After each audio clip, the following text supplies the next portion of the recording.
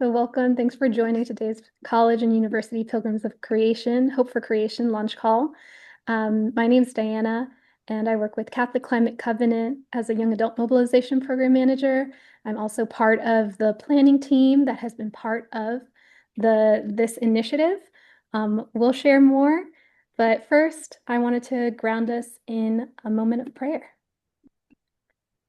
So let's put ourselves in a posture of prayer. This is a prayer written by Sister Mary Lucy called Laudato Si. Trees teach about seasons of life, stripped bare in winter. New life in spring, lushness in summer, autumn blaze of color and dying. Flowers teach trust that seeds buried in dirt and mud will burst into beauty. Creeks teach that journey to the river means times of turbulence and times of calm. Rocks teach strength and endurance. Sky teaches about storms and rainbows. Mountains invite us to look up to you in the heavens. Grass invites us to look down to you in earth. Praise be you, Creator God. Laudato Si. Amen. Well, thanks for joining today's call as we celebrate the season of creation, celebrate our common home, and take care of our common home. Here's a brief overview of our agenda. We're going to move some things around, but just to let you know sort of where we'll be headed, we'll have an overview of the pilgrimage initiative, who, why, when, and what. We'll hear some leader stories. We'll instruct on how to get involved, and we'll also have time for Q&A. And one of our pilgrimage leaders we're lucky to have on our call is Sarah Hook, who is a student at Louisiana State University. She's majoring in interdisciplinary studies with a focus on leadership, public health, and communications. Sarah has to head out in just a few minutes, so we wanted to make sure that you heard from her and about the pilgrimage that she's planning, why she chose to participate in this initiative, and just to hear from her about the incredible work that you're doing. So I'll pass the floor over to you, Sarah. We'll kick it off with a leader story, and then we'll come back and share a little bit more about the initiative. Hi, everyone. I'm Sarah. So thanks so much for joining. Yes, I'm a student at LSU University. I'm a junior. And I actually worked with Interfaith Public Health, which is a small nonprofit in the DC and Newark regions. And I was prompted to go to a petrochemical conference to go listen to some Catholic speakers and local speakers from St. James Parish who are experiencing the effects of the the petrochemical plants that are being populated all over St. James Parish. And they tied it to it being a issue regarding the health of unborn children. And Catholic Climate Covenant was there, and I made a lot of friends with people working in those groups. And then and that conference kind of started everything, like just made a lot of networking opportunities, people who are interested in talking about the same types of environmental issues regarding Catholic social teaching and all sorts of things. So that kind of inspired me. And then I met with Catholic Climate Covenant while I was in DC and went with them to deliver Laudato Si to Congress members. And that was a really great experience. And then afterwards, they were talking about how you can get involved, not just in the DC area. And I went and talked to local Louisiana House and senators and told them, specifically Catholic, and delivered the Laudato Si to them, talking about how their faith is connected to um, to how they can make a difference in their communities. So that was a really great experience. And then after that, I knew that I wanted to do something more and continue. And I noticed Louisiana wasn't going to have an eco pilgrimage. And I'm at my Catholic Student Center right now. And I knew that I could get a lot of people on board Um, and I am actually originally from New Orleans, Louisiana, which is only an hour from LSU, which is in Baton Rouge.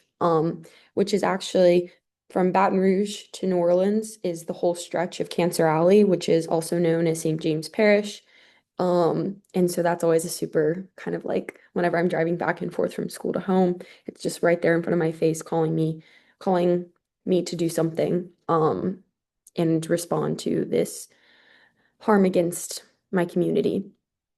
And so I drive back and forth from New Orleans and I meet with Loyola University, who am collaborating with, on doing a mass on Friday, October 3rd. And then on October 4th, we are going to have a speaker come from St. James Parish. Her name's Sharon Laverne, and I interviewed her last year for my mass communications personality profile. She's so lovely. She actually won an environmental prize, and was interviewed by the Times. And she's going to come speak. And then I also work with Dr. Stephanie Cromer, who came and spoke at eco, the petrochemical conference. And she's also going to come speak. I work on creating maps for her, on Canva, putting little dots on where the environmental pesticides are being spread out, and she's requesting a federal grant. So she knows a lot about like air pollution, and she focuses specifically on asthma for children and how it's directly related to environmental issues, and how communities with lower income are most directly harmed. So that's kind of like a very short summary of everything that's going to happen. Oh, and then we're going to have a community building exercise because our whole project goal is to create a community that's more inspired and knowing that you're not in it alone. Which is what I hope that Pope Francis would have wanted. Um, I think that creating your own eco pilgrimage can be whatever you're called to do through your faith. Um, I think that finding people who are wanting to respond in the same ways as you do is a great way to connect with your community and connect with the creator. So I encourage everyone to kind of find their own way of inspiring their community. And I hope that this was helpful. Thanks so much, Sarah, for sharing your story and also for being in this call. One of the things that really inspired me was when we first met earlier this summer, was how you shared that you went to that petrochemical conference that the Covenant was holding. It like got you really mobilized, sort of put the Covenant on the map for you. But then you happened to be in DC for the Laudato Si pilgrimage, and that just really also kindled your fire for a pilgrimage in your own community. And that's our hope, that these types of pilgrimages spur on more pilgrimages, and that students like you can see this as something that they can be part of, that universities can offer this, but then that also the leadership sort of translates down to young people as well. So thanks so much for joining. I know you have to head out, but I very hope that I can listen in. I'm just walking to my next class and I'm going to volunteer at the pantry, but I'm gonna just mute myself and be walking. But thank you so much. awesome. Thanks, Sarah. So with that framing as an introduction, we'll go into a little bit more of the like, what is the pilgrimages of hope for creation? And then we'll also have time for Q&A later. Since this is a smaller group, we can feel free to sort of delve into some topics that you all might want to know more about. I'll share my screen. So the Who of Pilgrimages, this is the group of over 20 national partners that are involved in this initiative. This group came together within the past year to uplift care for creation. And this is sort of we've never, as a group, this group of folks have never convened before, so it's pretty special that we have such an array of national partners, from institutions to groups of women religious, men religious, other national nonprofits, a real range. Some have particular charisms around care for creation. Not all of them do. So it's sort of landmark moment of collaboration within the larger Catholic sphere around this particular issue. I'm also going to plug in here. This is the map of current pilgrimages that are being planned across the country. So like Sarah had mentioned, she was part of a pilgrimage in DC. Some have already taken place. Many are taking place this month during the season of creation. And we're encouraging folks to go on pilgrimage through the Jubilee year. But a real range of representation across the country, over 38 states, over 180 pilgrimages that are registered as of today. And the why. So we came to this initiative with the goals of needing to connect Catholics and Catholic institutions around care for creation and specifically responding to the signs of the time, care for creation being one of those signs of the time. Also listening into the need to renew relationship with God, the earth, and one another. This is a particular aspect that Pope Francis uplifts in Laudato Si, that care for creation also then renews our relationships with one another, our own spirituality, our relationship with the earth. And that need to foster ecological conversion, sort of as we heard in Sarah, that growth of being even more involved and in this issue, and not only being a participant, but being an active leader. That sort of change of heart that is enabled through something like these pilgrimages. This year is also a particularly significant year within the Catholic calendar. It's, of course, the Jubilee year, which means that we go on pilgrimage. We open ourselves up for spiritual transformation. It's also the 10th anniversary of Laudato Si. So, quite a moment to recognize the impact of this year, this decade, and also of Pope Francis's legacy. And it's the 800th anniversary of the Canticle of the Creature. So it's that beautiful poem prayer written by St. Francis, reminding us of our relationship with all of creation. And that reminder that Pope Francis leaves us, that as we do the work of caring for creation, we view it through a spiritual lens, that the world, that, as he writes in Laudato Si, that rather than a problem to be solved, the world is a joyful mystery to be contemplated with gladness and praise. We really wanted to root in hope, right? Because there's a lot of reasons to not have hope, but as Catholics, we're called to be people of hope. And these pilgrimages are also meant to inspire hope, right? And to sort of shift the lens that we can be climate activists, we can care for creation, but we can also come from a place of deep faith and joy and hope. So as I mentioned, it's the season of creation that we're really highlighting with priority dates on the Feast of St. Francis, so the weekend of October 3rd and 4th. But if you are on fire for this and want to have another one, or that this particular season doesn't work, it's too short timing. However, we're saying just have a pilgrimage sometime this year, sometime during the course of 2025. There are already a number of pilgrimages that are already being planned for later this year. So what comprises a pilgrimage? It's really simple: to be outside, incorporate nature in some way if you're not able to be outside, and to use the pilgrimage prayer or song that we've developed, which is part of in the toolkit. It's a simple song, but that's that unifying element that connects all our pilgrimages across the country. So we're hoping it's pretty simple, can be done in your community in the ways that work for your community, but we wanted to keep it sort of simple and let your universities, your colleges, other institutions create a pilgrimage that works for you. We'll now go into other speaker stories, and we have with us Dr. Kate Linsky, who is a professor of geosciences at Bellarmine University, and she's leading a tree pilgrimage. So I'll stop sharing my screen so that you can share yours. And I'll pass it over to you, Kate. Thank you. I appreciate the opportunity. So hopefully this will work.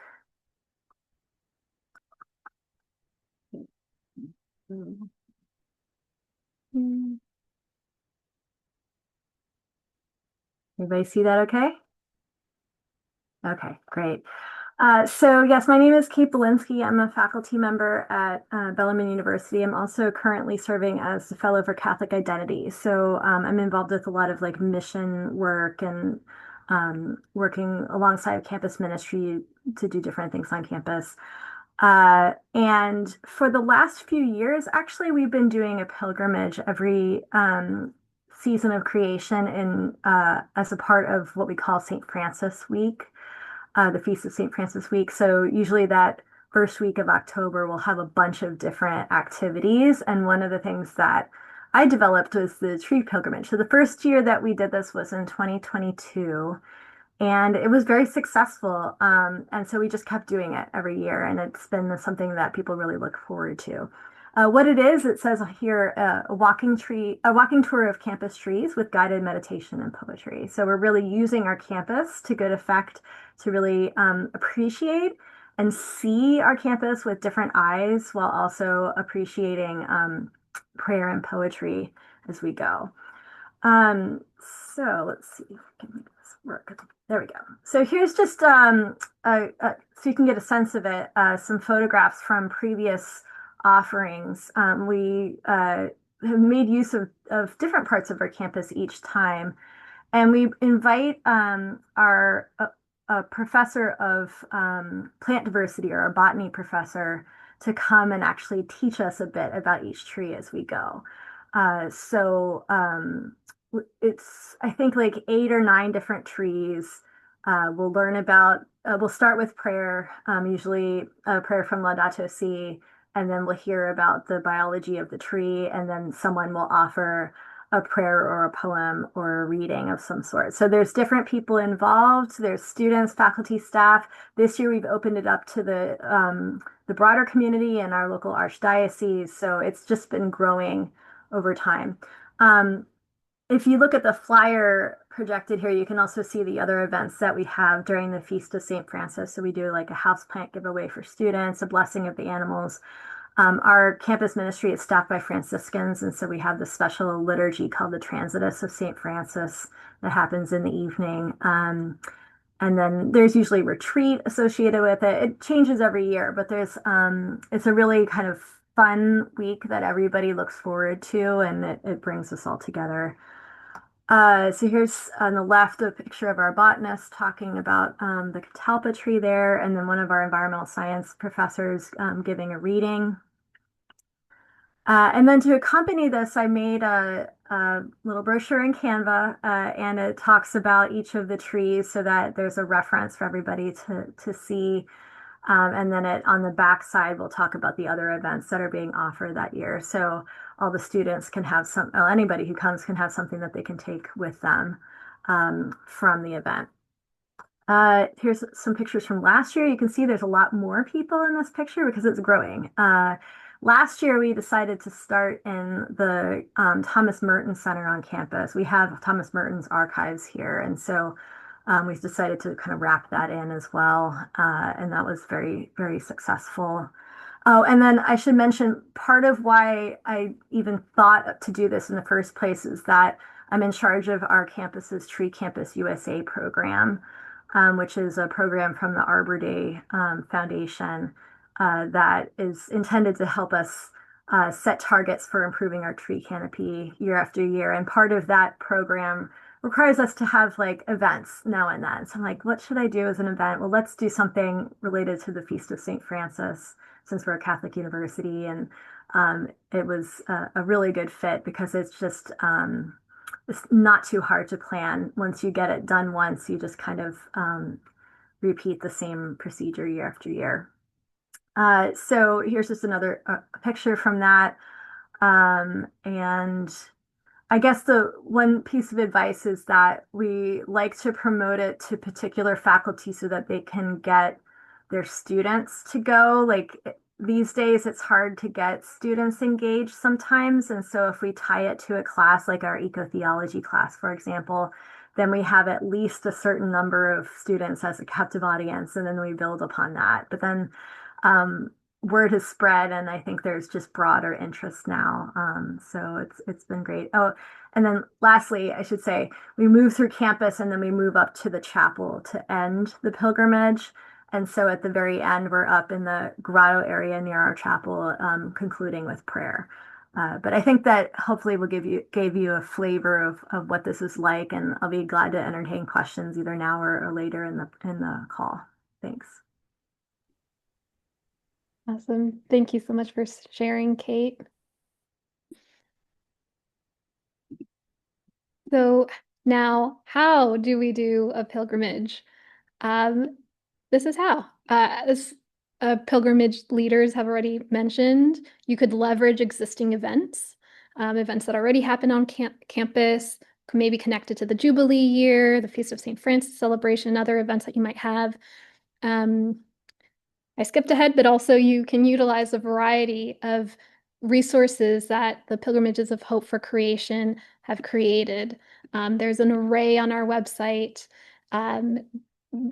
I can send you a bunch of links, but there's a toolkit, there's recordings. Know that I and others are available too as resources if you want to, you know, talk through ideas. There are other pilgrimage leaders who are also very eager to connect with folks in their region. So know we have a lot of resources. Put it in the context of your organization or community. This is also something that has already been highlighted by these pilgrimage leaders. Make it unique to what's on your campus, within your environment. But then also, as others have said, doesn't have to be a heavy lift. We don't want this to be a heavy lift. Do what is the simplest route for you and doesn't require as much, stress on for you or for your campus. And the last thing of how is to register your pilgrimage. So that's going on our website. We have a link to register. It's pretty short. It gets you on the map. We also have an events page where if you wanted this to be open to the public, we place it on there. In your institutions, that might not really be the case, right? You're going to be utilizing it within your institution, but know that is there for you. So with that brings us to our Q&A. Since we are a smaller group, we can have more of a conversation and delve into questions. So I'll stop the share and pause our recording.